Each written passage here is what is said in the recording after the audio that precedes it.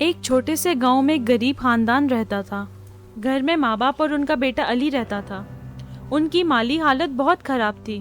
کبھی کبھی تو گھر میں 2 وقت کی روٹی کا انتظام کرنا بھی مشکل ہو جاتا تھا۔ ایک شام علی نے اپنی ماں کو فکر مند دیکھا۔ ماں اداس لہجے میں بولی، بیٹا، اللہ جانے ہمارا کیا بنے گا۔ گھر میں راشن بھی ختم ہونے والا ہے۔ ہر دن کوئی نہ کوئی نئی مشکل آ جاتی ہے۔ انشاءاللہ امی، سب ٹھیک ہو جائے گا۔ میں ہار نہیں مانوں گا۔ میں کچھ نہ کچھ ضرور کروں گا تاکہ ہمارے گھر کی ساری پریشانیاں ختم ہو جائیں۔ اللہ ضرور ہماری مدد کرے گا۔ اللہ تمہیں ہمیشہ کامیاب کرے بیٹا۔ مجھے یقین ہے اللہ تمہاری محنت اور اچھی نیت کا ضرور صلہ دے گا۔ اس دن کے بعد علی روز صبح جلدی اٹھ کر کام کی تلاش میں گاؤں اور بازار کے چکر لگاتا۔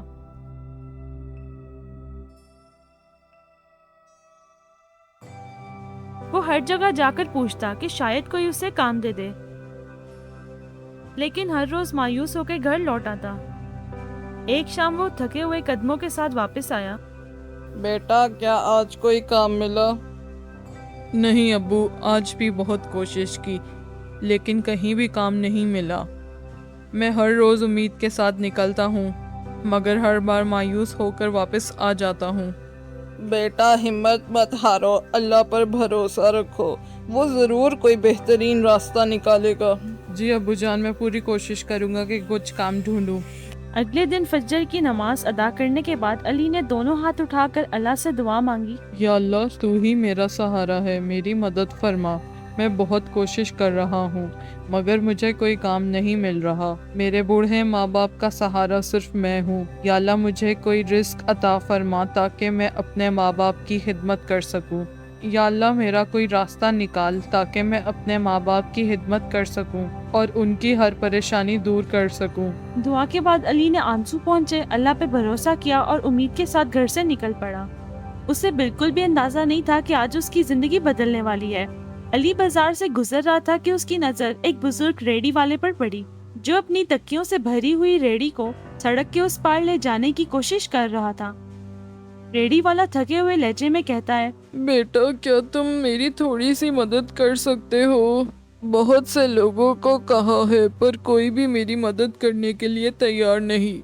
یہ ریڑھی اکیلے سڑک کے اس پار لے جانا میرے لیے بہت مشکل ہو گیا ہے۔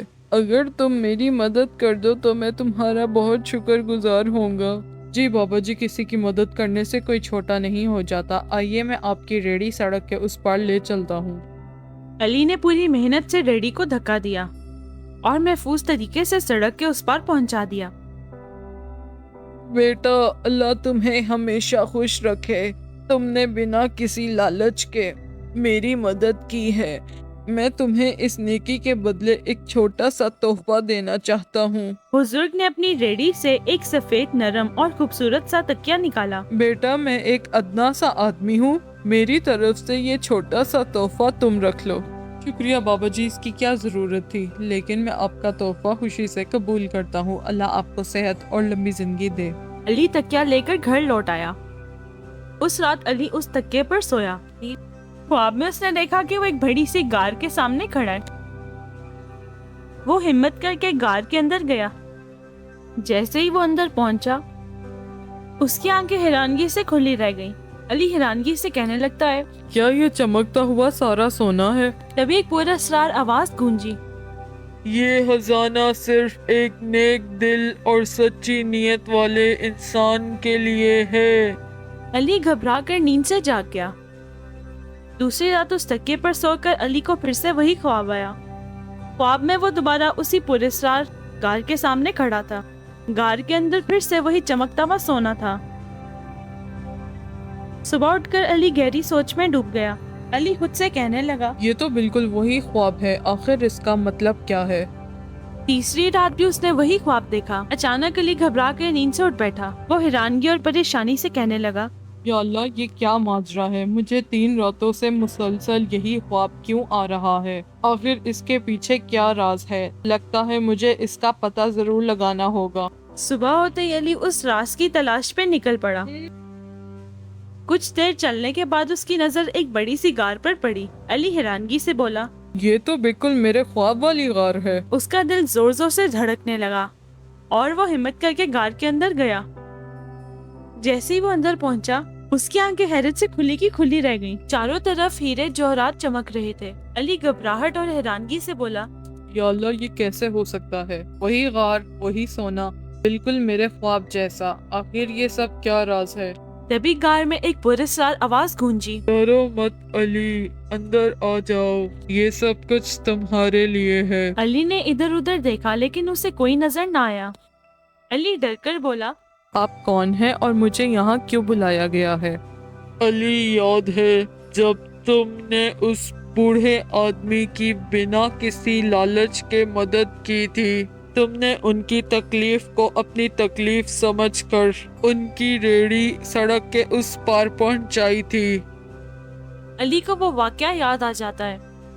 جب لوگ سچے دل سے دوسروں کی مدد کرتے ہیں ان کی نیکی کبھی ضائع نہیں جاتی۔ اچھے کام کا صلہ ہمیشہ اچھا ہی ملتا ہے۔ یہ سونا تمہاری اسی نیکی کا بدلہ ہے۔ یہ سن کر علی فوراً گھر کی طرف دوڑ پڑا۔ امی ابو، جلدی سے میرے ساتھ چلیے، مجھے وہی خواب والی غار مل گئی ہے۔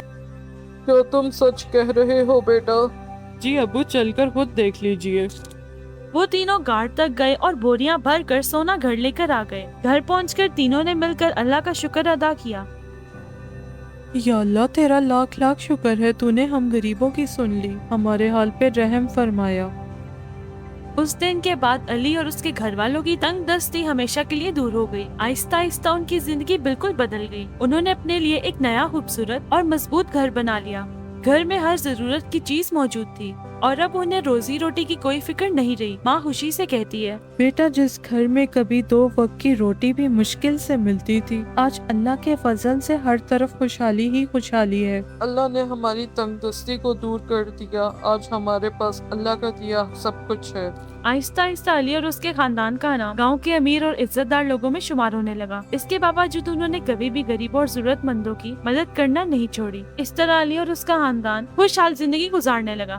اس کہانی سے ہمیں یہ سبق ملتا ہے، جو لوگ سچے دل سے دوسروں کی مدد کرتے ہیں ان کی نیکی کبھی ضائع نہیں جاتی۔ اچھے کام کا صلہ ہمیشہ اچھا ہی ملتا ہے۔